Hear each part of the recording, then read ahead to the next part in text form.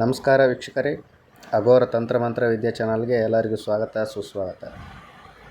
ಇವತ್ತಿನ ದಿನ ನಾನು ಸಕಲ ಗ್ರಹ ಮಂತ್ರಗಳನ್ನು ಹಾಗೂ ಆ ಗ್ರಹಗಳಿಗೆ ಸಂಬಂಧಪಟ್ಟಂತಹ ದೋಷವನ್ನು ನಮಗೆ ನಾವೇ ಯಾವ ರೀತಿಯಿಂದ ಪರಿಹಾರವನ್ನು ಮಾಡಿಕೊಳ್ಬೋದು ಅನ್ನೋದ್ರ ಬಗ್ಗೆ ಪರಿಪೂರ್ಣವಾಗಿ ಹೇಳ್ತೇನೆ. ತುಂಬಾ ಸುಲಭವಾದ ಸರಳವಾದ ರೀತಿಯಲ್ಲಿ ಇರುತ್ತೆ. ಇದನ್ನು ನಿಮಗೆ ನೀವೇ ಸ್ವತಃ ಮಾಡಿಕೊಳ್ಬೇಕು. ಇದನ್ನು ನಿಮಗೆ ನೀವೇ ಮಾಡಿಕೊಳ್ಳುವಂತಹ ವಿಧಾನ. ಯಾರಿಂದಲೂ ಈ ಒಂದು ವಿಧಾನವನ್ನು ಮಾಡಿಸ್ಕೊಳ್ಬಾರ್ದು. ನಿಮಗೆ ಗ್ರಹ ದೋಷ ಅನ್ನೋದಿದ್ದರೆ ನಿಮಗೆ ನೀವೇ ಇದನ್ನು ಪರಿಹಾರ ಮಾಡಿಕೊಳ್ಬೋದು. ಇದರಿಂದ ಏನೆಲ್ಲ ಉಪಯೋಗ ಆಗುತ್ತಂದರೆ, ಈ ಒಂದು ಚಂದ್ರಗ್ರಹಣದ ಎಫೆಕ್ಟು ಯಾವ ರಾಶಿಗಳಿಗೆ ಪರಿಣಾಮವನ್ನು ಬೀರುತ್ತೆ. ಚಂದ್ರಗ್ರಹಣ ಅನ್ನೋದು ಭೂಮಿಯ ಉಪಗ್ರಹ ಆಗಿರೋದ್ರಿಂದ ಭೂಮಿ ಮೇಲೆ ಇರುವಂತಹ ಪ್ರತಿಯೊಬ್ಬರಿಗೂ, ಪ್ರಾಣಿ ಪಕ್ಷಿಗಳಿಂದ ಹಿಡ್ಕೊಂಡು ಕ್ರಿಮಿಕೀಟಗಳಿಗೂ ಮನುಷ್ಯರಿಗೂ ಪ್ರತಿಯೊಬ್ಬರಿಗೂ ಇದು ಪ್ರಭಾವವನ್ನು ಬೀರುತ್ತೆ.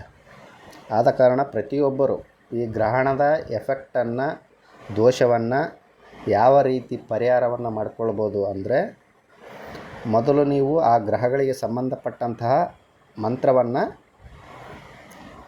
ಜಪ ಮಾಡಬೇಕಾಗುತ್ತೆ. ಆಮೇಲೆ ಆ ಗ್ರಹಗಳಿಗೆ ಸಂಬಂಧಪಟ್ಟಂತಹ ಧಾನ್ಯಗಳನ್ನು ನೀವು ಹಿಡಿದುಕೊಂಡು ಮಂತ್ರವನ್ನು ಜಪ ಮಾಡಬೇಕು. ಮೊದಲೇದು ಸೂರ್ಯನಿಗೆ ಸಂಬಂಧಪಟ್ಟಂತಹ ಧಾನ್ಯ ಯಾವುದು ಅಂದರೆ ಗೋಧಿ. ಸೂರ್ಯನಿಗೆ ಸಂಬಂಧಪಟ್ಟಂತಹ ಮಂತ್ರ ಯಾವುದು ಅಂದರೆ ಓಂ ರೀಂ ಗೃಹಿಣಿ ಸೂರ್ಯ ಆದಿತ್ಯ ಶ್ರೀಂ. ಓಂ ರೀಂ ಗೃಹಿಣಿ ಸೂರ್ಯ ಆದಿತ್ಯ ಶ್ರೀಂ. ಇದು ಸೂರ್ಯನಿಗೆ ಸಂಬಂಧಪಟ್ಟಂತಹ ಒಂದು ಮಂತ್ರ ಆಗಿರುತ್ತೆ. ಆಮೇಲೆ ಚಂದ್ರನಿಗೆ ಧಾನ್ಯ ಯಾವುದು ಅಂದರೆ ಭತ್ತ ಅಥವಾ ಅಕ್ಕಿ.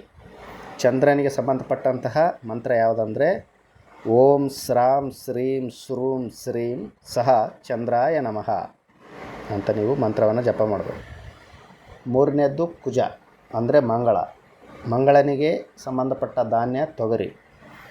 ಆಮೇಲೆ ಮಂತ್ರ ಯಾವುದು ಅಂದರೆ ಓಂ ಕ್ರಾಂ ಕ್ರೀಂ ಕ್ರೂಂ ಸಹ ಭೌಮಾಯ ನಮಃ. ಇದು ಕುಜನಿಗೆ ಸಂಬಂಧಪಟ್ಟಂತಹ ಮಂತ್ರ ಆಗಿರುತ್ತೆ. ಆಮೇಲೆ ಬುಧನಿಗೆ ಸಂಬಂಧಪಟ್ಟಂತಹ ಧಾನ್ಯ ಹೆಸರು ಕಾಳು. ಆಮೇಲೆ ಮಂತ್ರ ಯಾವುದು ಅಂದರೆ ಓಂ ಬ್ರಾಂ ಬ್ರೀಂ ಬ್ರೌಂ ಸಹ ಬುಧಾಯ ನಮಃ. ಆಮೇಲೆ ಗುರುವಿನಿಗೆ ಸಂಬಂಧಪಟ್ಟದ್ದು ಧಾನ್ಯ ಕಡಲೆಕಾಳು. ಮಂತ್ರ ಯಾವುದು ಅಂದರೆ ಓಂ ಬೃಂ ಬೃಹಸ್ಪತಿಯೇ ನಮಃ.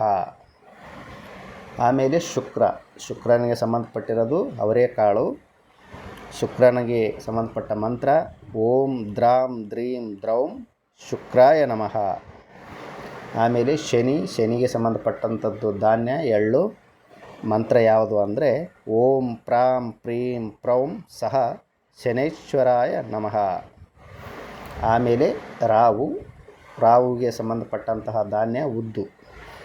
ಮಂತ್ರ ಯಾವುದು ಅಂದರೆ ಓಂ ಸ್ರಾಂ ಶ್ರೀಂ ಶ್ರೌಂ ಸಹ ರಾಹುವೇ ನಮಃ.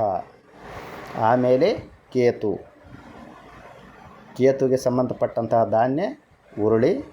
ಮಂತ್ರ ಯಾವುದು ಅಂದರೆ ಓಂ ಸ್ರಾಂ ಶ್ರೀಂ ಶ್ರೌಂ ಸಹ ಕೇತುವೇ ನಮಃ.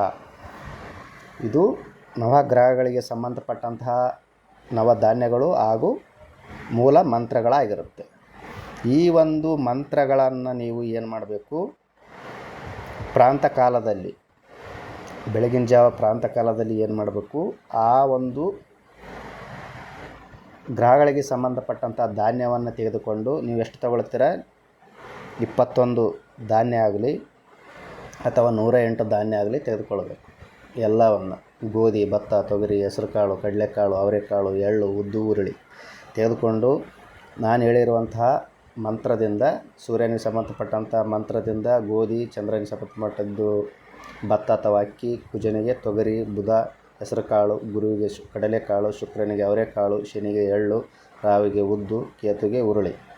ಈ ಥರ ನೀವು ಧಾನ್ಯವನ್ನು ತೆಗೆದುಕೊಂಡು ಒಂದೊಂದು ಧಾನ್ಯವನ್ನು ಕೈಯಲ್ಲಿ ಹಿಡಿದುಕೊಂಡು ಬಲಗೈಯಲ್ಲಿ ಆ ಗ್ರಹಕ್ಕೆ ಸಂಬಂಧಪಟ್ಟಂಥ ಮಂತ್ರವನ್ನು ಹೇಳಿ ನೀವು ಒಂದು ತಟ್ಟೆಯಲ್ಲಿ ಹಾಕಬೇಕು. 21 ಧಾನ್ಯಗಳನ್ನು ತೆಗೆದುಕೊಂಡಾದರೂ ಹಾಕಿ, ಅಥವಾ 108 ಬಾರಿ ನನ್ನ ಮಂತ್ರವನ್ನು ಎಲ್ಲ ಗ್ರಹಗಳಿಗೆ 108 ಬಾರಿ ನಾನು ಮಂತ್ರವನ್ನು ಜಪ ಮಾಡ್ತೇನೆ ಅಂದರೆ ಮಂತ್ರ ಅನ್ನೋದು ತಟ್ಟೆಗೆ ಹಾಕೋದು. ಈ ಥರ ನೀವು ನವಧಾನ್ಯಗಳನ್ನು ತಟ್ಟೆಗೆ ಹಾಕಬೇಕು ಮಂತ್ರವನ್ನು ಹೇಳುತ್ತಾ. ನೀವು ಎಷ್ಟು ಬಾರಿ ಜಪ ಮಾಡ್ತೀರಾ ನಿಮಗೆ ಬಿಟ್ಟಿರೋದು. 21 ಬಾರಿ ಆದರೂ ಮಾಡಿ ಅಥವಾ 108 ಬಾರಿ ಆದರೂ ಮಾಡಿ, ನಿಮ್ಮಿಂದ ಎಷ್ಟು ಸಾಧ್ಯ ಆಗುತ್ತೆ ಅಷ್ಟು ಮಾಡಿ. ಬಂದಂತಹ ಕಾಳುಗಳನ್ನು ನೀವು ತೆಗೆದುಕೊಂಡು ಏನು ಮಾಡಬೇಕು, ಮೃದುವಾದಂತಹ ಉರಿಯಲ್ಲಿ ನೀವು ಅವುಗಳನ್ನು ಹುರಿದುಕೊಳ್ಬೇಕು. ಕಾಳುಗಳನ್ನು ನೀವು ಜಪ ಮಾಡಿದಂಥ ಕಾಳುಗಳನ್ನು ಹುರಿದುಕೊಂಡು ಅದಕ್ಕೆ ಸರಿ ಪ್ರಮಾಣವನ್ನು ನೀವು ಬೆಲ್ಲವನ್ನು ಸೇರಿಸ್ಕೊಂಡು ಏನು ಮಾಡಬೇಕು, ಉಂಡೆಗಳನ್ನು ಮಾಡಬೇಕು. ಅಂದರೆ ಈ ನವಧಾನ್ಯಗಳನ್ನು ನೀವು ಮೊದಲು ಸಣ್ಣಾಗಿ ಉರಿಯಲ್ಲಿ ಹುರಿದು ಚೆನ್ನಾಗಿ ಏನು ಮಾಡಬೇಕು, ಅದನ್ನು ಪೌಡರ್ ಮಾಡಿಕೊಂಡು ಅದಕ್ಕೆ ಸರಿ ಪ್ರಮಾಣ ನೀವು ಬೆಲ್ಲವನ್ನು ಸೇರಿಸಿ ಉಂಡೆಗಳನ್ನು ಮಾಡಬೇಕು. ಚಿಕ್ಕ ಉಂಡೆಗಳನ್ನು. ಎಷ್ಟು ಉಂಡೆಗಳನ್ನು ಮಾಡಬೇಕಂದ್ರೆ 9 ಆದರೂ ಮಾಡಿ, 18 ಆದರೂ ಮಾಡಿ, ಅಥವಾ 27 ಉಂಡೆಗಳನ್ನಾದರೂ ಮಾಡಿ. ಮಾಡಿದ ಮೇಲೆ ನೀವು ಏನು ಮಾಡಬೇಕು, ಆ ಉಂಡೆಗಳನ್ನು ಕೈಯಲ್ಲಿ ಹಿಡಿದುಕೊಂಡು, ಅಂದರೆ ಆ ಉಂಡೆಗಳಿಗೆ ನಿಮ್ಮ 2 ಕೈಗಳನ್ನು ತಾಕಿಸಿ ಒಂದೊಂದು ಬಾರಿ ಈ ಮೇಲಿನ ಮಂತ್ರಗಳನ್ನು ಹೇಳಬೇಕು. ನೀವು ಸೂರ್ಯನಿಗೆ, ಚಂದ್ರನಿಗೆ, ಈ ನವಗ್ರಹಗಳಿಗೆ ಸಂಬಂಧಪಟ್ಟ ಮಂತ್ರವನ್ನು ಹೇಳಿ ಆ ಉಂಡೆಗಳನ್ನು ತೆಗೆದುಕೊಂಡು ಹೋಗಿ ನೀವು ಕಾಗೆಗಳಿಗೆ ಹಾಗೂ ಬೀದಿ ನಾಯಿಗಳಿಗೆ ಏನು ಮಾಡಬೇಕು, ನೀವು ಆ ಉಂಡೆಗಳನ್ನು ಹಾಕಬೇಕು. ಆಮೇಲೆ ಉಳಿದಂಥ ಉಂಡೆಗಳನ್ನು ನೀವು ಏನು ಮಾಡಬೇಕು, ನಿಮ್ಮ ಮನೆಯಲ್ಲಿ ಇರುವಂತಹ ಕುಟುಂಬ ಸದಸ್ಯರಿಗೆ ತಿನ್ನಲಿಕ್ಕೆ ಕೊಡಬೇಕು.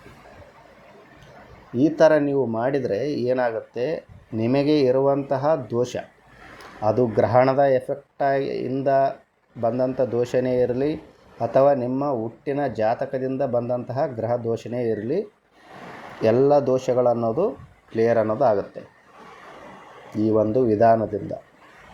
ಇದು ತುಂಬಾ ಸ್ಟ್ರಾಂಗ್ ಆಗಿರುವಂತಹ ವಿಧಾನ ಇದಾಗಿರುತ್ತೆ, ಹಾಗೂ ತುಂಬಾ ಸರಳವಾಗಿರುವಂತಹ ವಿಧಾನ ಇದಾಗಿರುತ್ತೆ. ಈ ಒಂದು ವಿಧಾನವನ್ನು ನಿಮಗೆ ನೀವೇ ಯಾರು ಗ್ರಹಗಳಿಂದ ನರಳುತ್ತಿದ್ದೀರಾ, ಯಾರಿಗೆ ಗ್ರಹ ದೋಷ ಇದೆ, ಗ್ರಹ ಪೀಡೆ ಅನ್ನೋದು ಇದೆ, ಅಂಥವರು ನೀವೇ ಇದನ್ನು ಮಾಡಬೇಕು. ಮಂತ್ರವನ್ನು ನೀವು ಜಪ ಮಾಡೋದು, ಆ ಗ್ರಹಗಳಿಗೆ ಸಂಬಂಧಪಟ್ಟಂಥ ಧಾನ್ಯವನ್ನು ನೀವು ತಟ್ಟೆಯಲ್ಲಿ ಹಾಕೋದು. ಈ ಥರ ನೀವು ಮಾಡಿದ್ದೇ ಆದರೆ ನಿಮ್ಮ ದೋಷ ಅನ್ನೋದು ಪರಿಹಾರ ಅನ್ನೋದು ಆಗುತ್ತೆ.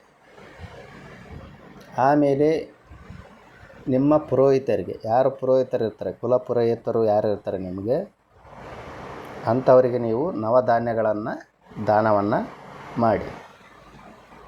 ಈ ಥರ ನೀವು ಮಾಡಿದರೆ ನಿಮಗೆ ಇರುವಂತಹ ಯಾವುದೇ ದೋಷ ಇರಲಿ, ಅದು ಗ್ರಹ ದೋಷ ಯಾವುದೇ ಇರಲಿ ಎಲ್ಲನೂ ಪರಿಹಾರ ಆಗುತ್ತೆ, ಶಾಶ್ವತವಾದಂಥ ಪರಿಹಾರ ಆಗುತ್ತೆ. ಅದರಿಂದ ನಿಮಗೆ ಏನಾದರೂ ಮದುವೆಗೆ ಸಮಸ್ಯೆ ಆಗ್ತಿದ್ರೆ ಮದುವೆ ಆಗುತ್ತೆ. ಆಮೇಲೆ ಕೆಲಸ ಕಾರ್ಯಗಳಲ್ಲಿ ಅಡೆತಡೆಗಳಾಗ್ತಿದ್ರೆ ಅದನ್ನು ಪರಿಹಾರ ಆಗುತ್ತೆ. ಆರ್ಥಿಕವಾಗಿ ಏನಾದರೂ ಸಮಸ್ಯೆ ಆಗ್ತಿದ್ರೆ ಅದು ಪರಿಹಾರ ಆಗುತ್ತೆ. ಆಮೇಲೆ ದೇಹದಲ್ಲಿ ಏನಾದರೂ ಆರೋಗ್ಯದ ಸಮಸ್ಯೆ ಇದ್ದರೆ ಅದು ಸಹ ಪರಿಹಾರ ಅನ್ನೋದು ಆಗುತ್ತೆ. ನೀವು ಮಾಡುವಂತಹ ಸಕಲ ಕಾರ್ಯಗಳು ಏನೇ ಆದರೂ ಸಹ ಅದೆಲ್ಲನೂ ಸಕ್ಸಸ್ ಅನ್ನೋದು ಆಗುತ್ತೆ ಈ ಒಂದು ದೋಷ ಪರಿಹಾರ ಮಾಡಿಕೊಳ್ಳೋದ್ರಿಂದ. ಸಿಂಪಲ್ ಆಗಿರುವಂತಹ ಒಂದು ತಂತ್ರ ವಿಧಾನ ಇದಾಗಿರುತ್ತೆ. ಕಂಪಲ್ಸರಿ ಈ ವಿಧಾನವನ್ನು ಮಾಡಿಕೊಳ್ಳಿ. ಇಂತಹ ರಹಸ್ಯ ವಿದ್ಯೆಗಳನ್ನು, ತಂತ್ರಗಳನ್ನು, ದೇವತಾ ಸಾಧನೆಗಳನ್ನು ತಿಳಿದುಕೊಳ್ಳಬೇಕಂದ್ರೆ ನಮ್ಮ ಚಾನಲನ್ನು ನೀವು ಸಬ್ಸ್ಕ್ರೈಬ್ ಮಾಡಿ, ಲೈಕ್ ಮಾಡಿ ಹಾಗೂ ಶೇರ್ ಮಾಡಿ. ಎಲ್ಲರಿಗೂ ಒಳ್ಳೆಯದಾಗಲಿ. ಧನ್ಯವಾದಗಳು. ಜೈ ಕಾಲಭೈರವಾಯ ನಮಃ.